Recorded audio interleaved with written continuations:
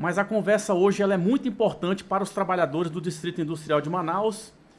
Vivemos numa região tropical, um país tropical, uma cidade quente e trabalhadores expostos à insalubridade. A gente sabe, Alexandre, que a empresa, estava conversando com algumas pessoas da indústria, e fala, olha, se for pagar adicional de insalubridade para os trabalhadores, a gente vai ter que colocar um ar-condicionado em Manaus toda. E para isso, eu trouxe aqui o Alexandre Lopes, ele que é técnico em segurança do trabalho, formado pela ETFA, graduado em administração, recursos humanos, tem MBA em gestão empresarial, MBA em marketing e atuação em desenvolvimento de produtos na área de segurança e saúde.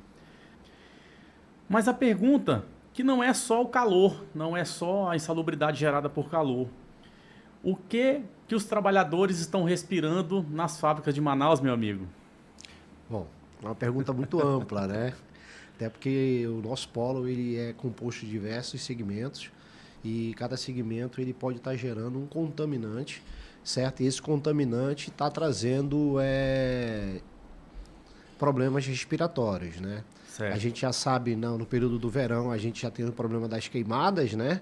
Certo? E aí o polo industrial, ele pode estar afetando a saúde do trabalhador, no caso, mas devido a cada processo industrial de cada segmento fabril, né? Sendo ele na indústria, sendo ele na área de serviço, sendo ele na área até agrícola, né? Que nós já temos bastante demanda aí. E isso afeta diretamente na saúde do trabalhador quando ele está incluído no ambiente, né, que esse contaminante ele pode estar causando a sua saúde. Alexandre, uma coisa importante aqui em Manaus, que a gente sabe que a insalubridade pelo calor que os trabalhadores tanto penam na cidade de Manaus, hoje em dia você sai aqui fora, calor imenso, você entra no carro, está ali, não está refrigerado. De fato é uma questão, é um problema a questão do calor. E aí você vai conversar com os empresários, vamos ter que resolver uma situação aqui de calor, e eles acham que o calor não é só a temperatura, né? Não é só a temperatura. Para um perito determinar um grau de insalubridade, se bem que o calor, né? Mas para o perito identificar que existe um adicional de insalubridade, tem que ser levado também em consideração a questão da taxa metabólica. Como que funciona essa medição? Colocou o termômetro lá, mede por 1 hora e faz um cálculo em cima da movimentação do que o trabalho... Isso tem que ser levado em consideração também? Tem vários aspectos que eu vejo de uma forma em geral, tá? Vamos trabalhar na região aqui de Manaus, do nosso polo. Tem alguns processos que a gente tenta mitigar o máximo, o profissional da área de segurança, junto com outros profissionais de outros setores que estão embutidos de fazer essa mitigação de risco, só que o processo em si ele pode ser um processo muito pesado e isso vai ter uma variável, né, que tem que ser feito um estudo na atividade. Tá? Colocar só o termômetro de globo para fazer avaliação de temperatura na atividade, da questão do metabolismo, o tempo que ele executa aquela atividade. Então, é um trabalho bem complexo de leitura de cada ambiente para que chegue a um resultado que a gente possa eliminar aquele tipo de risco, que seria o calor excessivo. A nossa região ela já é, por si só, bastante quente, estamos no período de verão, né? Iniciou-se, e algumas atividades elas tendem a ter vamos dizer assim, uma dificuldade maior na sua execução, né? O trabalhador realmente sente. Então, tem alguns processos que a gente tenta trabalhar a mitigação, mas mesmo assim ainda é muito pesado a questão do calor. E para você que está nos assistindo, eu estou conversando com o Alexandre Lopes, ele tem uma grande experiência na questão de segurança do trabalho. Estamos conversando sobre a questão da insalubridade, o calor que é gerado e sofre tanto o trabalhador. Mas, Alexandre, para quem está nos assistindo de forma prática, como que o trabalhador pode entender a questão de uma perícia que ele vai passar? Ele entra com uma ação, pede insalubridade, o juiz determina que seja realizada uma perícia, nomeia um perito, o perito vai lá fazer a medição no local. Quais são os elementos que o perito ele observa para identificar a insalubridade ou não? Primeiro, temperatura, taxa metabólica a questão do PGR, que são documentos obrigatórios que a empresa tem que apresentar. O que o senhor tem para falar sobre isso para quem está nos assistindo? Agora, geralmente nas ações trabalhistas, né, quando chega lá e existe a questão da perícia no local, até porque na petição, o senhor sabe muito bem, né, doutor Kennedy, na petição você vai fazer todo o levantamento do que está sendo reclamado, né? Então, geralmente o perito ele vai exigir o PGR, né? Antigamente era o antigo PPRA, e aí dentro deles, principalmente, ficha de EPI, né? A ordem de serviço, tá? E fazer a avaliação, né? Fazer a inspeção no local de trabalho. Algumas vezes ele até faz a própria medição do que seria, no caso do calor, no local, dentro da análise, dentro do que ele vê do ambiente de trabalho, para poder colher os dados necessários. Muitas vezes, em alguns casos e alguns peritos, ele nem faz avaliação, porque já pela experiência já subentende, consegue avaliar se existe a necessidade da insalubridade ser embutida ou não. Mas há possibilidade, sim, de se fazer a leitura naquele setor e puxar todos esses dados. E quando ele vai identificar essa questão da insalubridade, o que o perito observa? Quais são os documentos? Assim, chegou lá, botou aqui para medir, botou aquele aparelhozinho lá para medir a questão do calor. Quais são os documentos que ele vai analisar? Então, geralmente ele faz análise de todo o ambiente de trabalho, né? Algumas vezes ele faz a leitura com um termômetro, no caso do calor ou do frio, né?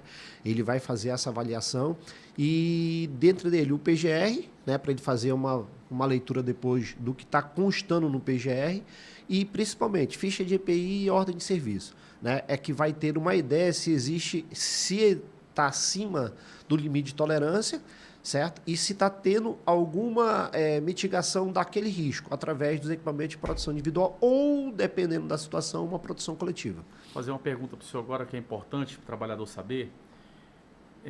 Qual o elemento que a gente tem que olhar no PGR? Passando uma vista aqui, quais são os elementos que a gente tem que identificar? Olha, o PGR ele é um documento muito bom, tá? Eu sempre falo que só o papel não resolve a questão da segurança e da saúde, tanto física como mental, tá?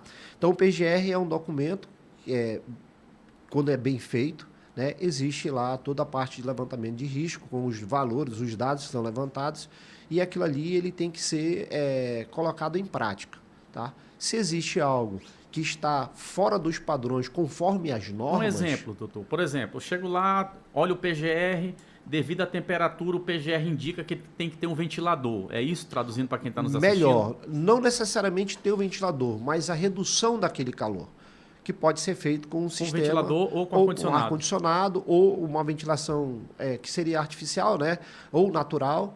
Né? Então, para cada processo, a gente vai fazer uma leitura do que a gente pode estar fazendo no sentido de engenharia para melhorar aquele ambiente, justamente para que aquela questão, que é o caso do calor, seja reduzida, seja dentro dos padrões do que diz a norma. Tá? Aí vem a questão da leitura do calor, baseado no metabolismo, idade, atividade, se ela é uma atividade mais leve, moderada, ou ela é uma atividade de maior intensidade. E esse conjunto é que vai a gente fazer a leitura para definir até mesmo o grau de insalubridade. E para você que está nos assistindo, eu estou conversando com o Alexandre Lopes, técnico de segurança do trabalho, larga experiência na questão de aplicar a metodologia para trazer conforto e saúde para o trabalhador.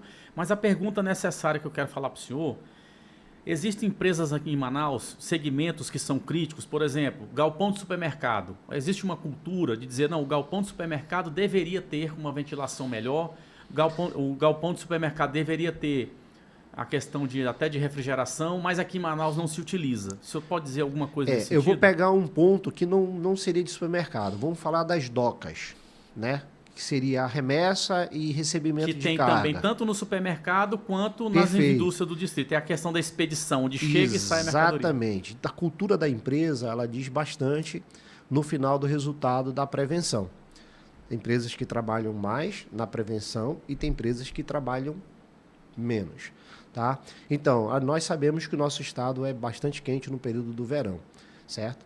Então, nós sabemos que nós temos que adotar medidas preventivas em relação ao calor, relacionado a cada atividade, a cada metabolismo e assim por diante. Dizer que uma empresa ou outra deixa de fazer é muito complexo. Por quê? Porque vem da cultura do que ela traz dentro do seu corpo empresarial, dentro do que ela quer para a sua empresa e como vitrine, né, do que ela vai produzir lá na frente. Então, ela tem um corpo de colaboradores, né, se eles estão expostos aos riscos, ela não toma nenhuma ação para mitigar e ter uma condição de trabalho que seria ideal conforme as normas. A tendência é isso gerar um desconforto e até mesmo chegar no mercado, no boca a boca, como uma empresa que realmente não se preocupa na questão da prevenção da saúde do seu trabalhador. Alexandre, tem os manuais que dizem o que tem que ser aplicado para que tenha um conforto para o trabalhador. Você consegue dizer o efeito disso? O que o manual fala do calor na questão do trabalhador? Então, nós temos 38 normas. Então, são 38 normas que trabalham de diversos campos. Tá? Quando se fala de insalubridade, tá? Em relação ao calor, a gente está trabalhando com a NR15, especificamente. E quando se vai para o calor, a gente está no anexo 3. Lá fala toda a atividade que é executada, qual são a questão para a gente fazer a avaliação, conforme a avaliação de campo, né, pelo termômetro, a questão de metabolismo. Isso aí, esse cruzamento de informações levantadas é que vai dar as diretrizes para a gente trabalhar para que aquele risco, né, que é o calor, ele seja reduzido ao ponto que se enquadre dentro desse anexo aí e que dê a melhor condição de trabalho para cada trabalhador.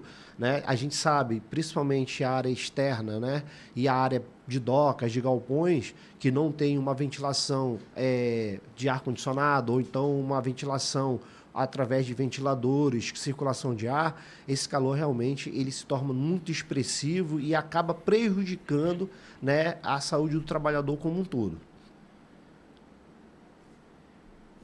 E para você que está me assistindo, eu estou conversando com Alexandre Lopes, técnico em segurança do trabalho e com especialização na área de segurança do trabalhador. Mas a pergunta que eu quero fazer para você, eu queria apimentar um pouco a nossa conversa. Eu tenho recebido informações de alguns trabalhadores, isso é fato, né? Eu estou falando aqui porque é fato já documentado, inclusive tem laudo, de uma determinada empresa em Manaus, que uma multinacional, e essa empresa está expondo trabalhadores à questão da poeira, e é um material plástico que produz o plástico, aquelas bolinhas de plástico, polímero, né? Polímero. E esse polímero, quando o pó entra em contato com a pele, acaba causando queimadura. Aí você me pergunta, né? Fica aquela questão, pô, mas aí tem o EPI, e o EPI neutraliza, e aí o trabalhador entra na justiça e a empresa mostra a ficha do EPI e ele tem que provar que não neutraliza. Isso é uma questão jurídica do ônus da prova. Mas essa é uma realidade em Manaus? Existem várias empresas nesse tipo de segmento que praticam essa questão desses produtos, ou o senhor não tem conhecimento? Então, vou voltar um pouquinho para trás para a gente chegar nesse ponto aí, né? Eu tive a oportunidade eu sou amazonense, né? Natural daqui, e tive a oportunidade de conhecer alguns outros centros, Sul, Centro-Sul, Centro-Oeste, Sudeste, e a gente percebe que em alguns segmentos e algumas empresas, infelizmente, a questão da segurança ela deixa a desejar, né? Todo contaminante, sendo ele poeira, calor, vapores, ele vai trazer um prejuízo à saúde de quem está próximo, quem está naquele ambiente, tá? No caso citado aí, seria até irresponsabilidade nossa fazer um pré-julgamento, mas as imagens, se elas não forem montadas, elas vão dar uma ideia de como é agressivo aquele ambiente, tá? Então, visualmente, para a gente, quando vai fazer a análise do local, a gente já percebe que é agressivo. A gente chama hoje de FDS, que é a ficha de segurança, que cada produto ele tem que conter, principalmente produto químico, né? E onde ele diz, está relatado lá na ficha, os riscos que existem para cada produto que é colocado no processo produtivo, tá? Então, ali já tem para ter um parâmetro do que a gente já pode iniciar e o que tem que fazer, certo? Então, assim, existem dúvidas, a gente tem que partir para as leituras ambientais. É o que vai constar no PGR, onde as leituras também vai ser criado um cronograma de ação, porque nem sempre a gente consegue corrigir de imediato, é que vai dar justamente o andamento de cada processo para melhorar aquele ambiente de trabalho, né? Então, assim, é um trabalho que é feito em conjunto com as outras áreas de cada empresa, da empresa então sobrecitada, mas que, assim, visivelmente dá um choque, né, na gente que visualiza, né, que realmente parece ser algo que tem muito contaminante. Mas só através do levantamento químico, né, através disso que a gente vai ver se ele está acima, se ele está dentro do limite de tolerância ou não. Uma coisa que eu quero frisar, nem sempre, tá, aquela poeira ela é um contaminante. Um exemplo. Só que ela pode, para cada pessoa, ser irritante. Então, para mim, pode estar legal, mas para uma outra pessoa, até com uma intensidade menor, ela pode se sentir irritada com aquilo. Então, assim, vários processos têm que ser reavaliados, né, com o uso de respiradores, né, é apropriado para aquele contaminante, porque só por si só dar uma máscara achando que vai resolver, se não for a ideal, não vai proteger o trabalhador de forma alguma. Mas falando sobre essas fábricas que trabalham com plástico, quando você entra lá parece assim um ambiente hostil, é um ambiente lunático, né? Você entra, é pó por todo lado nas imagens que eu estou vendo. Isso é normal, Alexandre? Olha, o processo... É uma empresa multinacional tão grande, tão poderosa, e você vê nas imagens que o trabalhador está trabalhando no meio da poeira, é um galpão, tudo está empoeirado, o piso está empoeirado, é pó para todo lado. O senhor acha que isso, apimentando um pouco, o senhor como um técnico, isso é normal? Então, o processo de limpeza faz parte da prevenção da saúde, tá? Se o processo é agressivo, tem que ter uma hora, um momento que a gente tem que fazer a limpeza da área, tá? Então, a gente produz, se não tem exaustão, se não tem ventilação, se não tem captação de rejeito, de matéria-prima, né, pela poeira, né, isso acaba acumulando no dia a dia. Então, a gente percebe que até em pisar a gente deixa a marca das botas, né, dos calçados lá. Então, o processo de limpeza ele também vai ajudar para que o ambiente não tenha tanto contaminante dispersado no ambiente. Tá? Então, as partículas mais leves elas ficam suspensas no ar e as mais pesadas tendem a cair com mais facilidade, né? Então, é notório. Provavelmente, tá, em alguns contaminantes, provavelmente quando o colaborador vai ao banheiro, na hora do almoço, depois do final do expediente, que ele vai fazer sua asepsia, né, que ele vai limpar o nariz, geralmente vem resíduos, né? Então, é uma forma de identificar. Ou mesmo quando a gente usa o respirador semifacial, né, que é apropriado, geralmente também fica a marca e aí a gente consegue identificar se tem selagem ou não. Então, é um processo que lá do setor tem que ser visto, né, como uma avaliação mais próxima para que a gente pudesse corrigir esse ambiente. Porque na foto, nas imagens, realmente parece algo muito pesado. Né? E aí vem a questão da sujeira do ambiente, que contribui ainda mais para aquele contaminante ele possa até estar acima do limite de tolerância, que é permitido ou não, conforme o anexo. E aí, conforme o anexo também, a gente pode complementar, não sei se o senhor concorda, mas o EPI ele é a última situação que tem que ser utilizada para defender o trabalhador. Por exemplo, primeiro tem que buscar cuidar do ambiente. Se o ambiente não consegue proporcionar devido às características de fabricação daquela indústria, aí coloca o EPI no trabalhador. Mas me parece que, verificando essas imagens, essas fotos, que é comum aquela questão ali, é muita sujeira. Você tocou num assunto muito importante. Tá? As pessoas geralmente preocupam em dar um EPI, mas não fazem projetos, né, de engenharia para fazer uma proteção coletiva. Então, sempre adotar medidas coletivas, certo? E muitas vezes a própria medida coletiva ela não consegue, né, mitigar todos os riscos. E aí é que entra o equipamento também de proteção. Então, é importante dar o equipamento de proteção, sim, mas tem que ter engenharia para poder fazer a questão coletiva. Tá? Pelo volume ali, né, tem que ser feita alguma coisa para que aquela poeira ela seja retirada da melhor forma possível e aí sim, né, dentro da leitura de uma avaliação, se especificar o equipamento de proteção devido para cada usuário, para cada, até mesmo que o setor é grande, né, e para cada momento que é fabricado, que é composto o processo como um todo. Para você que está nos assistindo, eu estou conversando com Alexandre Lopes, é técnico de segurança do trabalho. Muito obrigado pela oportunidade que o senhor está me dando, mas a pergunta que eu quero fazer para o senhor é com relação a documento. A gente sabe que o senhor falou ainda agora do PGR, que é um documento onde a empresa tem um parâmetro. Por exemplo, indústria que produz determinado produto, agride o trabalhador e o PGR fala qual o EPI, qual o equipamento de proteção que tem que ser utilizado. E eu tenho um pouco de experiência na área trabalhista, eu vejo que muitas vezes existe o PGR, mas o perito vai fazer uma avaliação no local e encontra o adicional, mesmo o PGR dizendo que não. Pergunta que eu quero falar para o senhor, isso é comum que aconteça? Segundo, você acredita que tem um mal profissional? Eu sou um bom advogado e tem um advogado que trabalha na obscuridade. Existe um médico que trabalha também e um bom médico. Seguindo essa premissa, existem empresas que oferecem produtos para as indústrias e ao lançar a assinatura da empresa, ao chancelar que aquele ambiente não existe a insalubridade, eles desprezam a realidade, um pouco a realidade e colocam ali? O senhor acredita que isso exista? Bom, entendi bem a pergunta, tá? Eu acho que tem algumas frentes que é importante a gente citar, tá?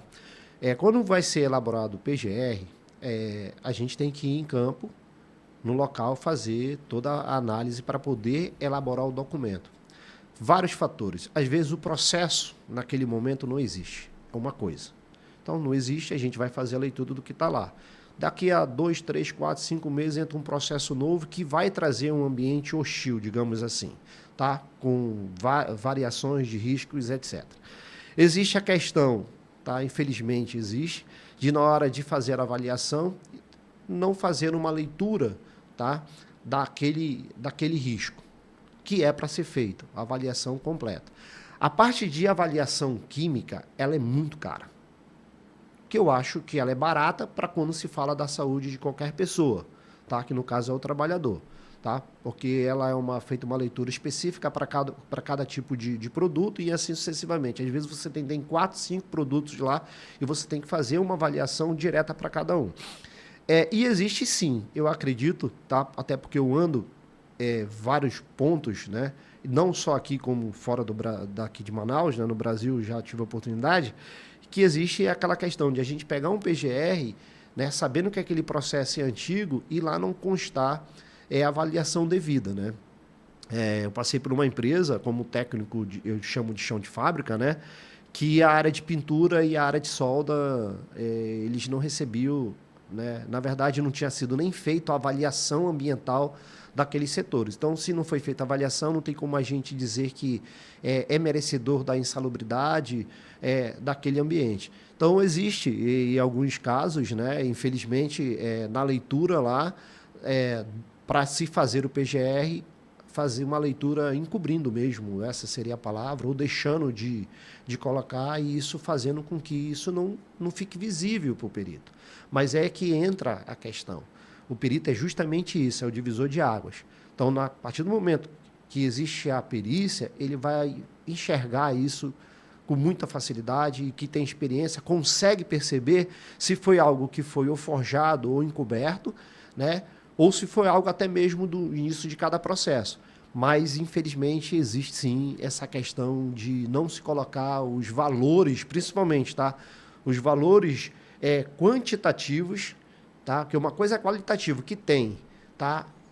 Qual é o valor que está aqui? O que eu vou colocar? Eu vou colocar um pouco mais baixo, porque senão vai extrapolar o limite de tolerância e isso vai me trazer um problema futuro. Quantitativo e qualitativo. Dá um exemplo para a gente, o que é isso? Então,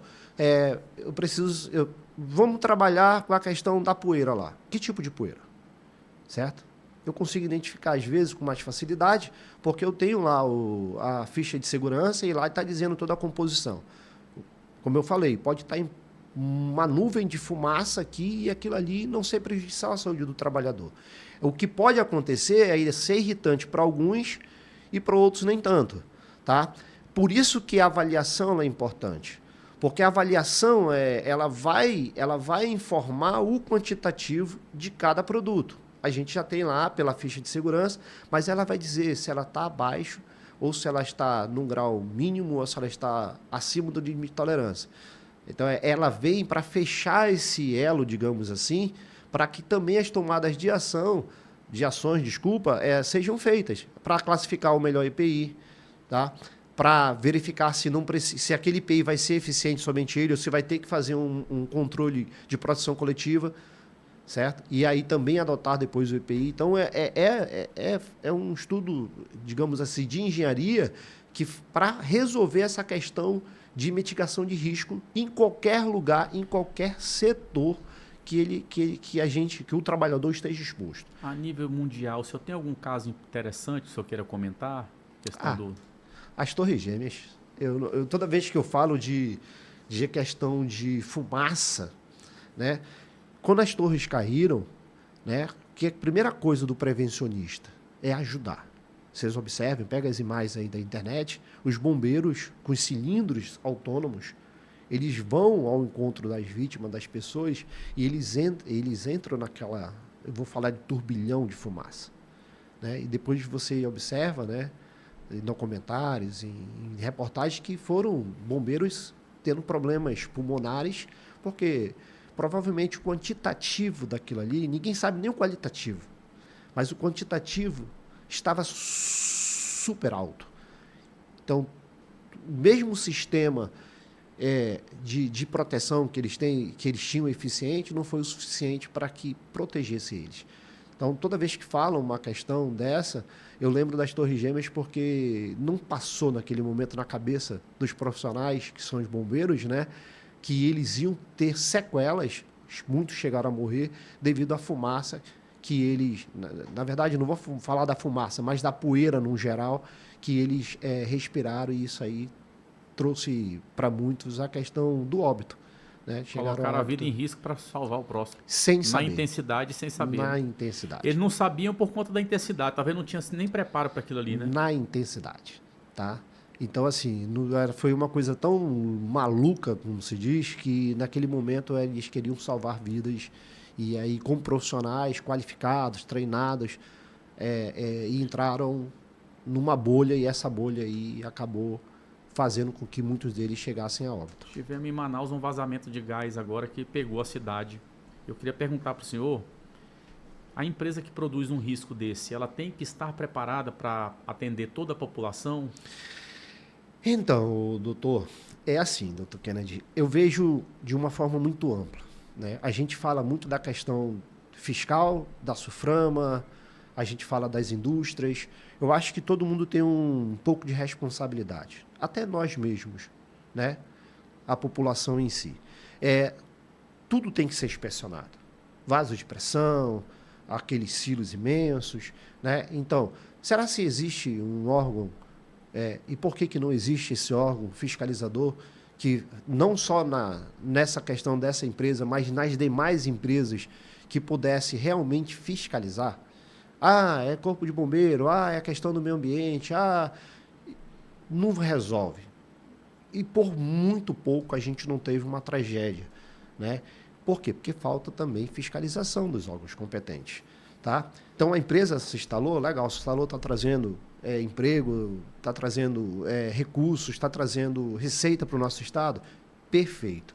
Só que quando se fala de prevenção, quando se fala de segurança, infelizmente parece que não é levado tanto a sério. Não é todos, não é o caso dela, talvez. Tá? Ninguém vai gerar, principalmente a indústria, não vai gerar uma situação dessa. Mas, às vezes, na zona de conforto, achar que está tudo ok. Né? Achar que está tudo resolvido, achar que aquilo ali não precisa de uma manutenção preventiva, né? Certo? Para que isso não ocorresse.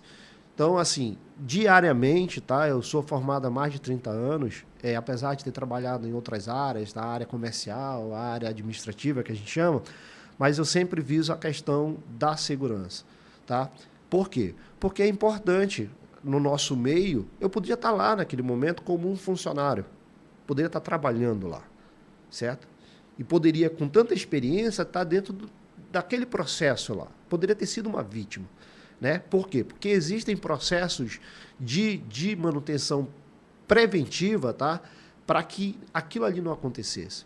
E se a gente parar para pensar, quem é que perde? Todo mundo. Porque a empresa parou por si só. Tá?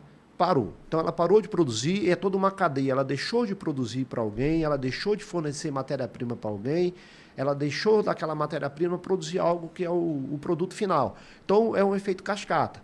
Tá? Então, a segurança do trabalho, ela vem sempre, às vezes, né, marginalizada, digamos assim, porque cobra certas situações que vai envolver um custo muito grande. Mas esse custo é pequeno quando se fala de vida, quando se fala de saúde das pessoas.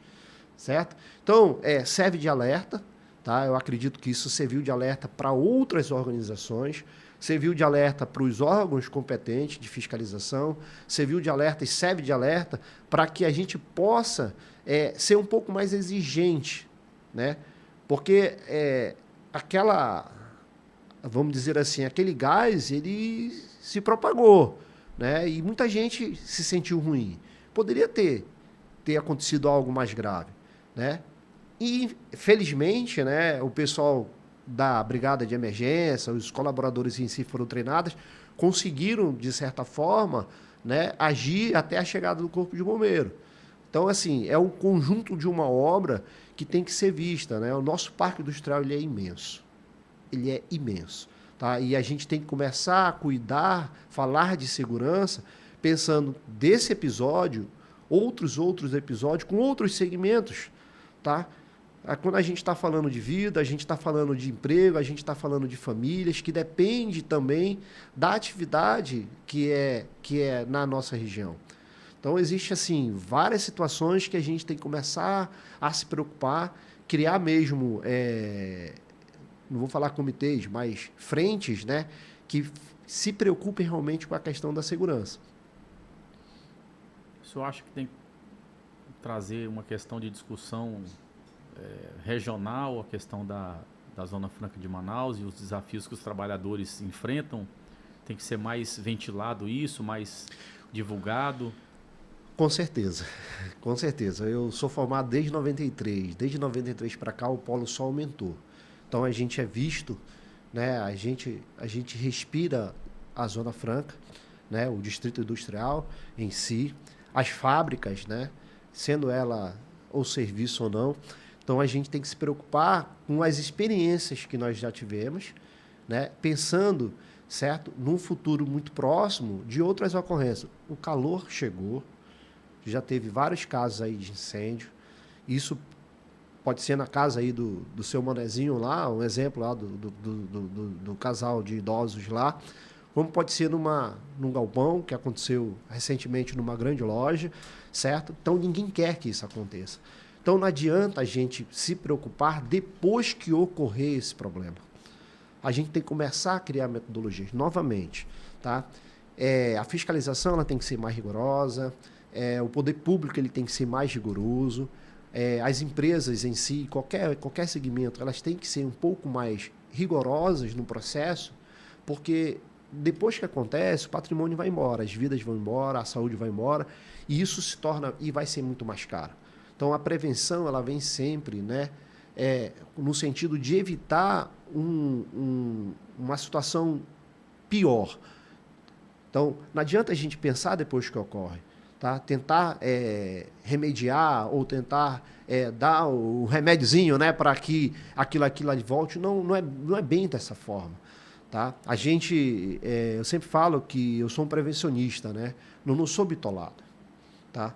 Mas é toda análise, né, que a gente faz. Então, ao me dirigir para cá, eu imaginei que eu ia pegar a avenida aqui das Torres, eu sei que nesse horário é horário de pico. Então, se eu sair atrasado, eu vou tentar pisar no acelerador. Então, o risco que eu corro é maior do que se eu viesse com calma. Então, nas indústrias, ela também tem que pensar dessa forma. Onde é que estão os riscos? Onde é que é perigoso? O que eu preciso melhorar? Onde é que eu tenho que tomar as ações de prevenção? Certo? É por isso que é importante as CIPAs dentro das organizações. Tá? Infelizmente, a CIPA também, em alguns locais, eles não conseguem entender que é uma comissão paralela à segurança do trabalho, ela não está abaixo da segurança do trabalho. Na verdade, é uma comissão que tem bastante, que se completa, exato. E as CIPAs, quando elas são atuantes, que elas conseguem desenvolver o seu trabalho, ela é importantíssima. Por quê? Porque o cara, o colaborador, que ele é cipeiro, ele está trazendo melhoria para ele também. Certo? Então, tudo aquilo que a segurança de trabalho faz, eu como técnico, por exemplo, estou trazendo melhoria para mim. Isso tem que ser de forma natural. Alexandre, quando um trabalhador ajuiza uma ação pedindo a insalubridade, a impressão que eu tenho é muito simples. O juiz do trabalho, apesar de muito preparado na área do direito, muitas vezes ele tem uma formação acadêmica, uma formação voltada para o concurso público, e se ele não tiver muito tempo de experiência ali na judicatura, ele não pegou muito caso para ele analisar, né, enfim. E eu percebo que eles não vão no ambiente de trabalho. O trabalhador entra com uma ação, nomeia um perito é da confiança e traz para ele um resultado. E ele olha o laudo ali e dá a decisão. E muitas vezes o trabalhador sofre porque ele já chega no ambiente da perícia marginalizado. A contar, isso aí eu passo direto. O perito, nomeado pelo juiz, um exemplo, ele tem o estacionamento dele, ele entra lá na fábrica para fazer a perícia. O advogado do trabalhador e o trabalhador fica lá fora.